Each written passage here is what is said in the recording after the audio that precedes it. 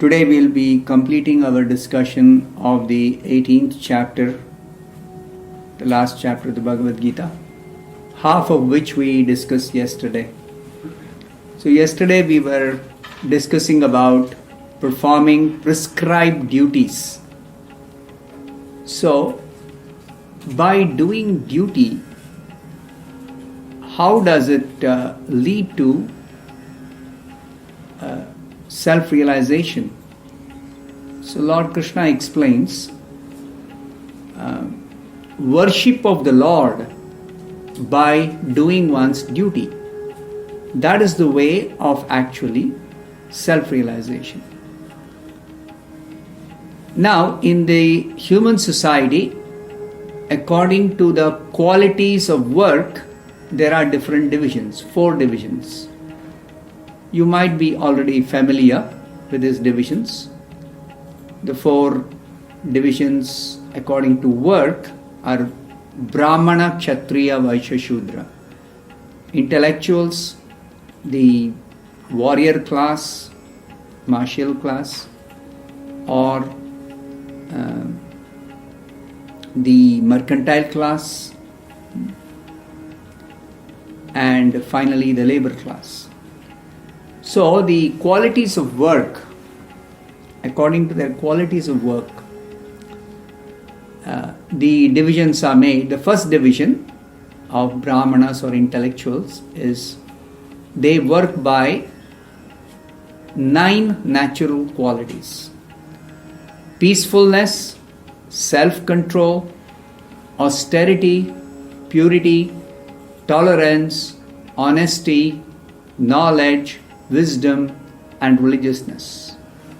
These are the 9 qualities by which they work.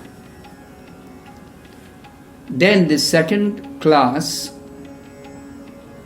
the Kshatriyas or the warrior class of people, they work by 7 qualities naturally which is to be found in them: heroism, power, determination, resourcefulness, courage in battle, generosity, and leadership. These are the qualities by which they work.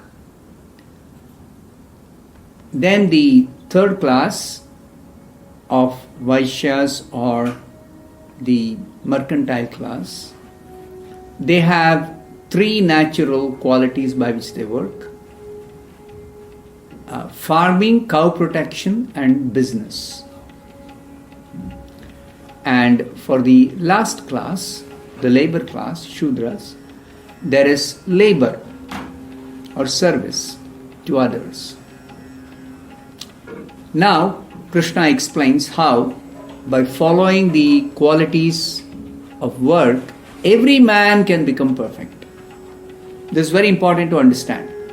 It is not that only some high-class people only are eligible for spiritual life, or eligible for liberation, or eligible for elevation, spiritual elevation. No. Krishna here says everyone, every human being is eligible for liberation, is eligible for spiritual elevation, is eligible to achieve perfection in this life. So he explains how. How is it possible? By worship of Krishna, who is the source of all beings and who is all-pervading, one can attain perfection through performing one's own duties. Yesterday, so much stress was given to doing one's own duty, prescribed duty. Now, along with doing one's duty, one has to actually worship Krishna. Now, why Krishna? That is because Krishna is the source of all beings. This was explained in an earlier chapter. In the 10th chapter, the essential 4 verses which summarize the teachings of the Gita, there Krishna had told he is the source of everyone and everything in the entire creation. So Krishna is the ultimate source of everyone.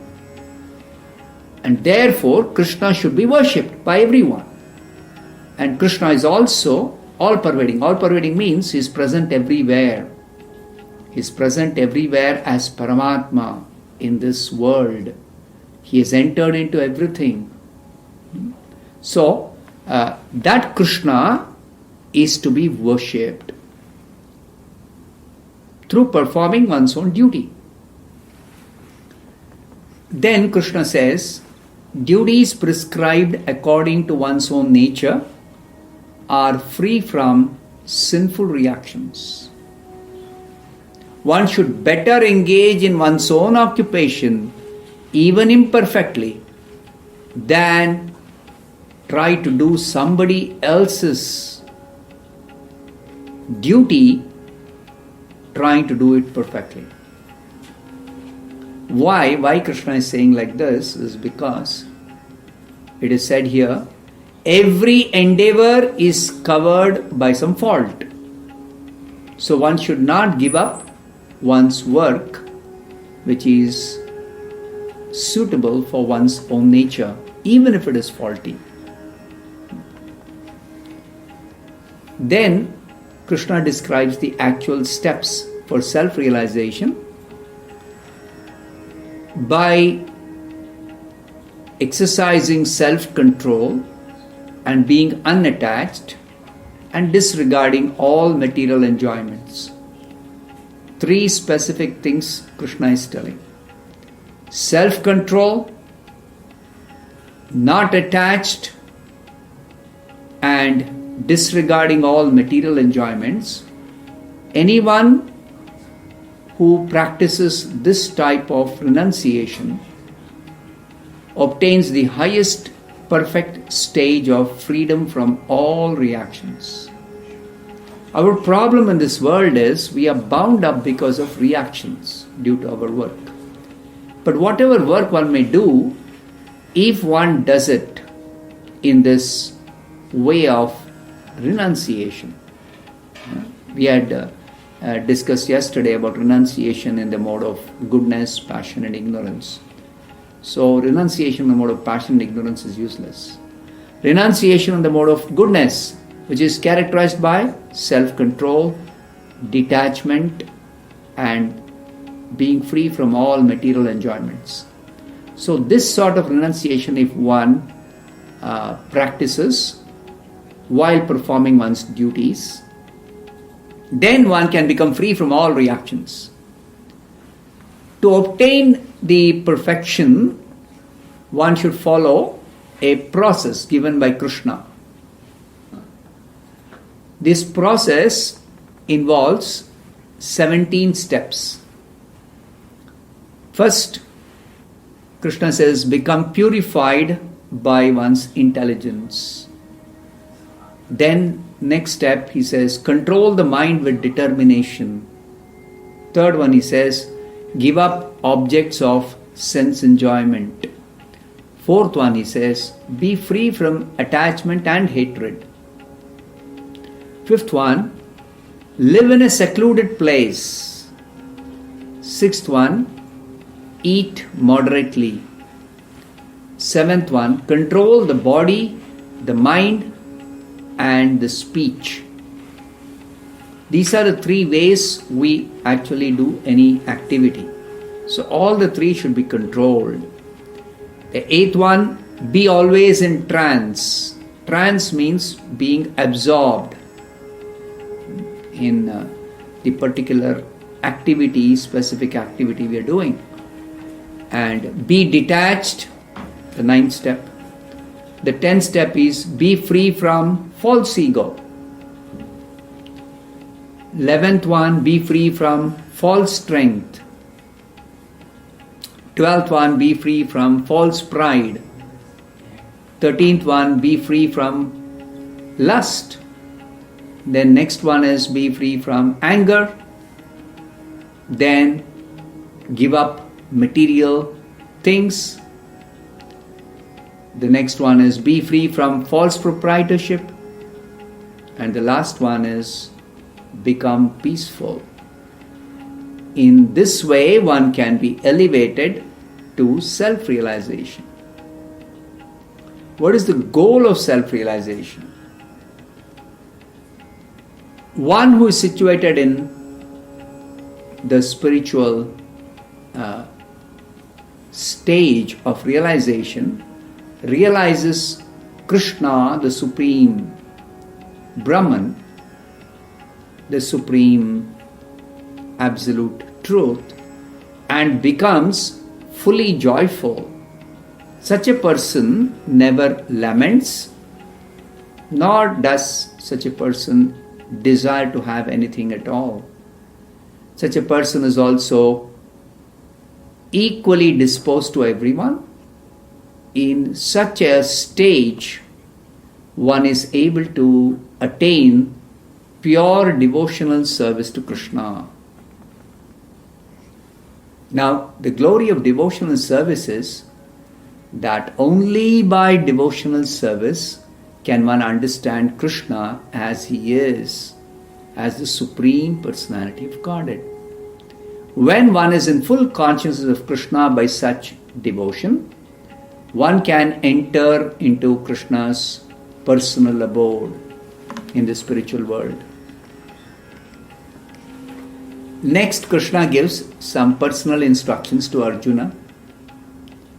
Though engaged in all kinds of activities, Arjuna should depend upon Krishna and work always under his protection. In such devotional service, Krishna is telling Arjuna, be fully conscious of me. If one becomes conscious of Krishna, then such a person is able to cross over all obstacles of this material life by Krishna's grace.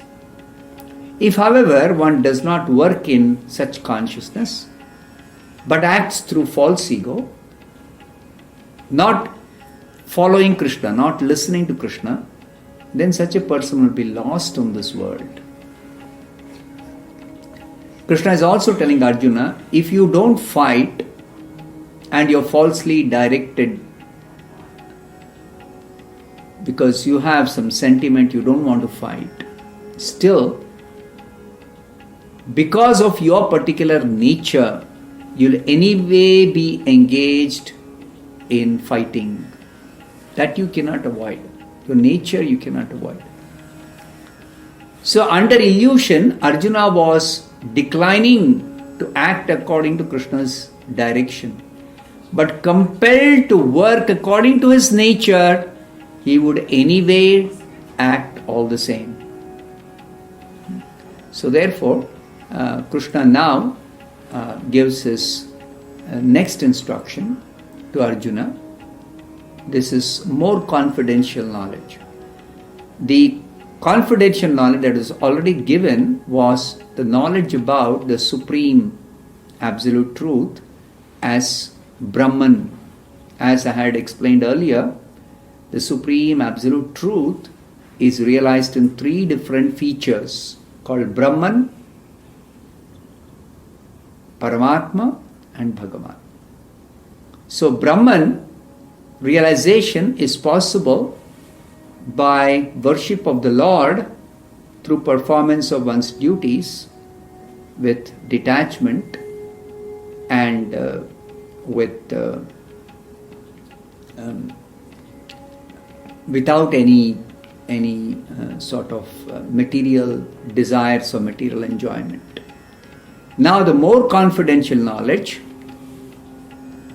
Krishna is explaining now to Arjuna. The Supreme Lord is in everyone's heart. This is already explained earlier. But now Krishna is telling the Supreme Lord is in everyone's heart and He is directing the wandering of every living being who are in the body as if seated on a machine made of the material energy. We are all within the body, each one of us, every living being is inside the body, but the way we are situated in the body is we are sitting on a machine made of material energy, and the wandering of this machine, the movement of this machine is directed by Krishna as Paramatma in the heart. Now Krishna advises Arjuna, you surrender to Paramatma, because by the grace of Paramatma you will attain transcendental peace and also the supreme eternal abode. Now Krishna declares this knowledge as more confidential. Now he is telling Arjuna, you deliberate fully whatever I have instructed you, and then you do as you wish.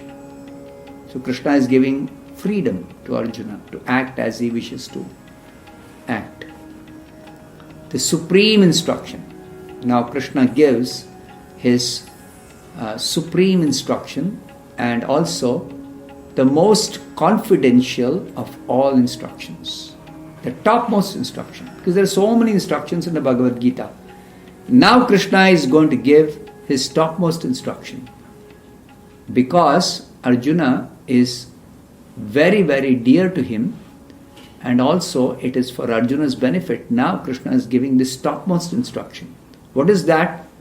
He says, think of me, become my devotee, worship me, and offer your respectful homage to me.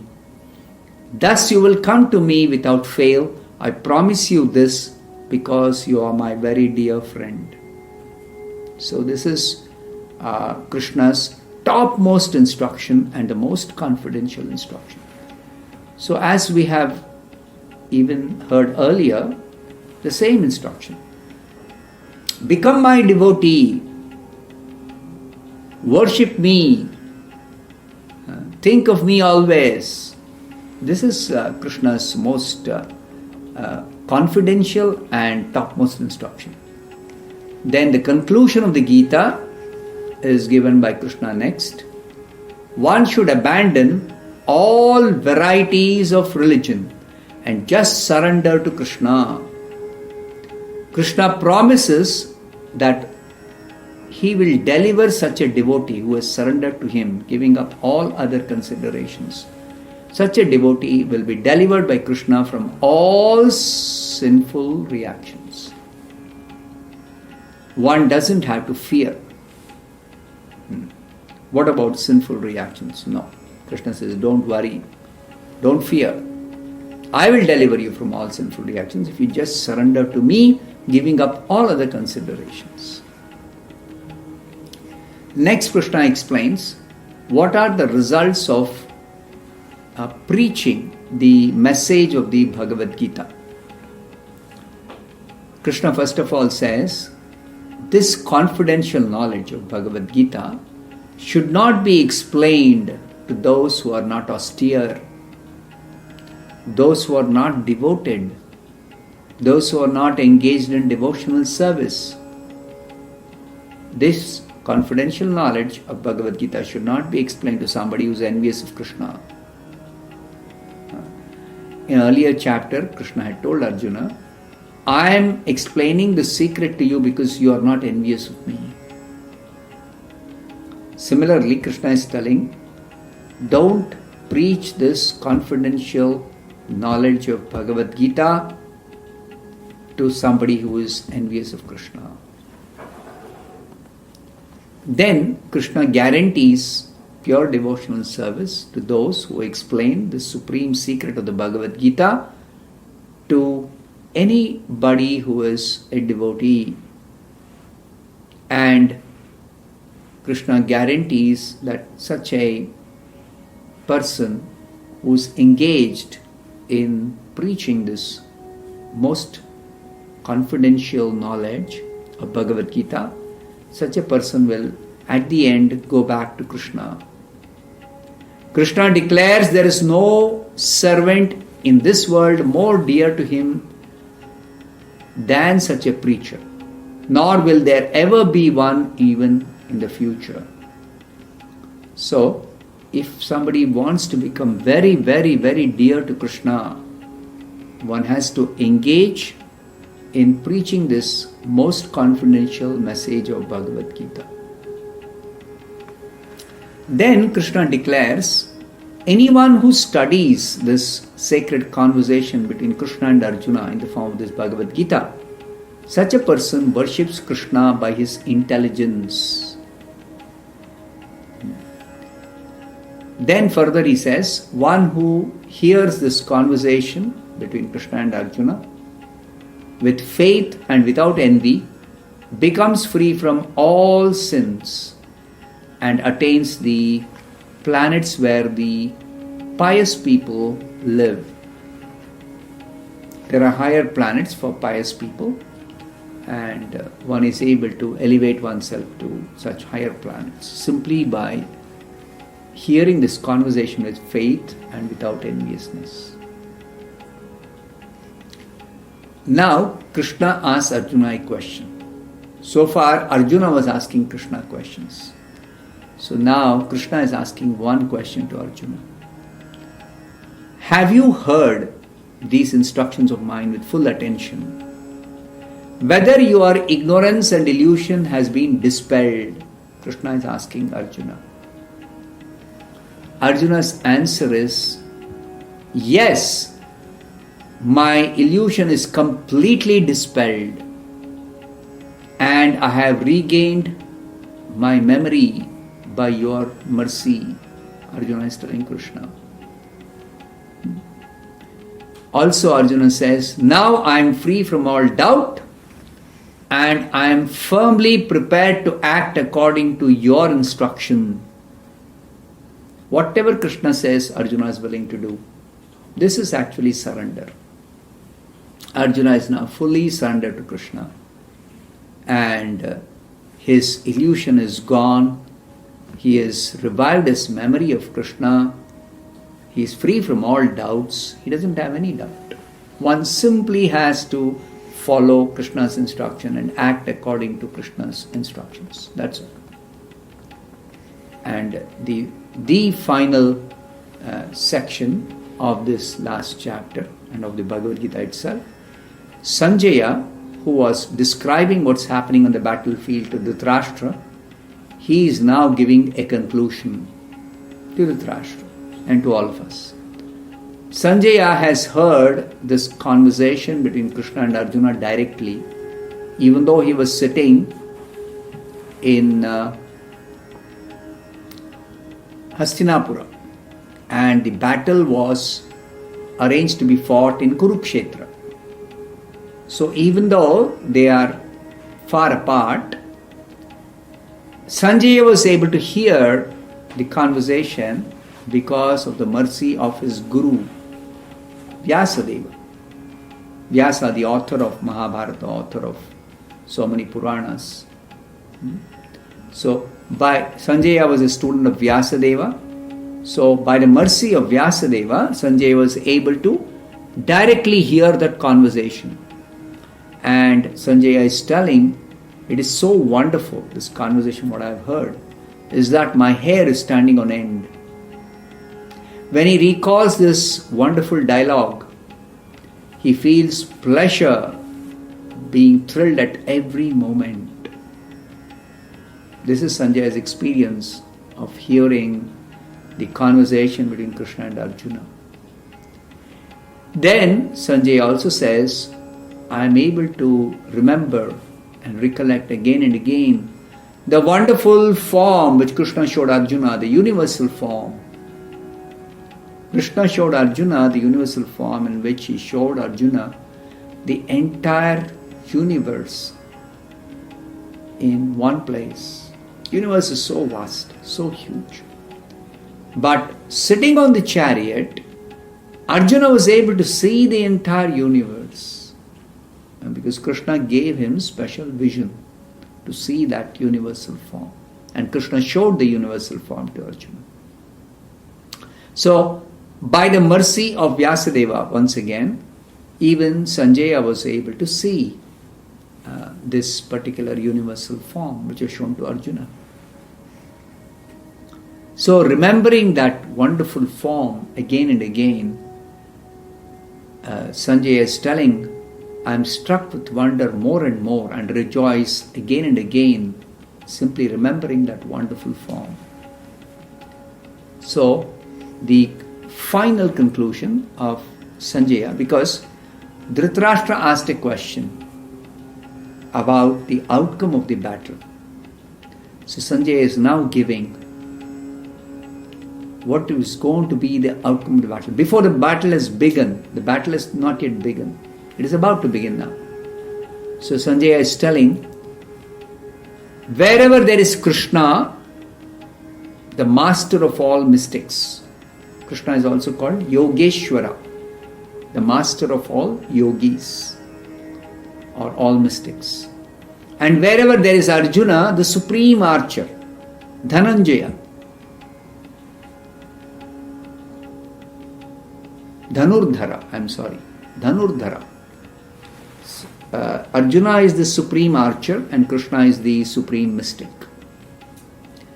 So wherever there is Krishna, wherever there is Arjuna, there will certainly be four things, he says. There will be certainly opulence, victory, extraordinary power and morality. So the most important thing is victory belongs to the Pandavas because Krishna is on their side. So this is Sanjaya's conclusion. This is the end of the entire Bhagavad Gita.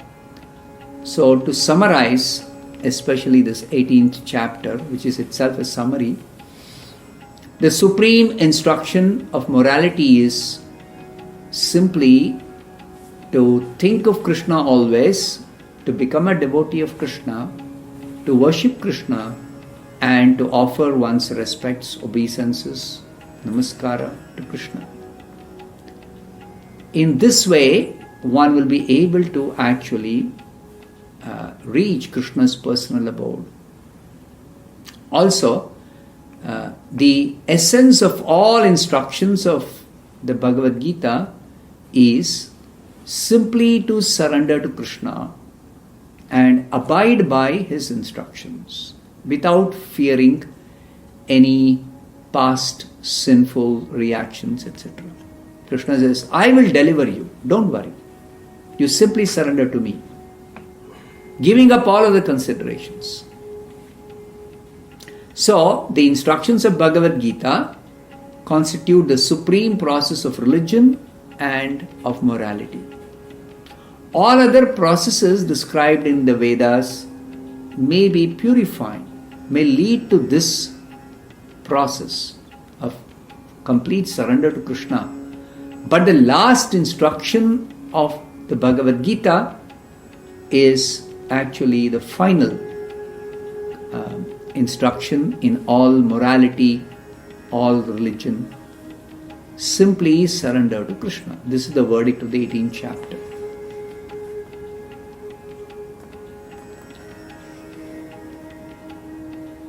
So, in the 18th chapter, Krishna had analyzed even work itself, action itself, and he had explained what is renunciation. So, there is no difference between anybody who is engaged in their duty according to their own nature, but the duty has to be done without attachment to the results, without any consideration of personal enjoyment, simply offering the results to Krishna. Even if somebody does not know Krishna as the supreme cause, if they simply sacrifice the results of their work to the supreme cause, even without knowing the supreme cause, they will gradually be elevated to understand Krishna is the supreme cause. How is that? Because Krishna is seated in the heart of everyone. And therefore, Krishna reveals himself to such a sincere person who actually does his duty and worships the Supreme Lord by the result of his work. Also, even though different types of yoga systems were explained in the Bhagavad Gita, this understanding that ultimately the Bhakti Yogi is the topmost yogi and Bhakti Yoga is the topmost yoga system. And all other yoga systems actually culminate in Bhakti Yoga. Because yoga means to simply link up with Krishna. As I've explained earlier, each one of us, we are connected with Krishna. But presently we have forgotten our relationship with Krishna. So to revive that relationship is the goal of our life in this world, especially as human beings. So all the Vedas are directing us to revive our relationship with Krishna. And Bhagavad Gita summarizes the different yoga systems in 4 different ways. One may practice yoga through action, that is called karma yoga, or through cultivation of spiritual knowledge, jnana yoga, or through meditation, ashtanga yoga, and finally through devotion or devotional service, bhakti yoga.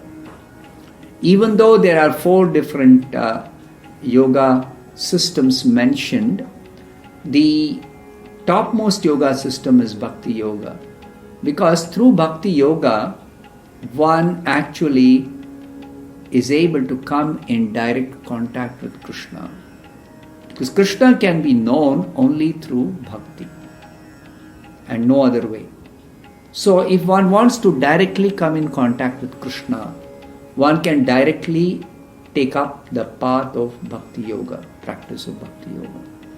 But practice of bhakti yoga requires one have faith. Bhakti yoga begins with faith. This faith, as was explained earlier, is not blind faith. It is not blind faith. Blind faith is not going to help anybody in spiritual life. So this faith is backed by spiritual understanding, is backed by proper knowledge, reason, is backed by scriptural authority. It is not blind. Faith is never blind. Faith is always based on scriptural knowledge, authoritative knowledge, proper understanding.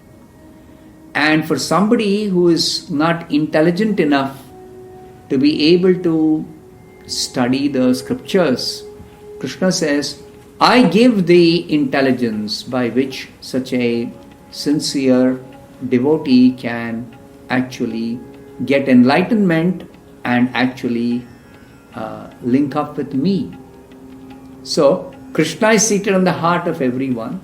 So he knows what we are doing, and he is very much concerned that everyone actually returns to him, because we all belong to him. Each one of us, every living being without exception, is Krishna's own part and parcel, and we belong to Krishna.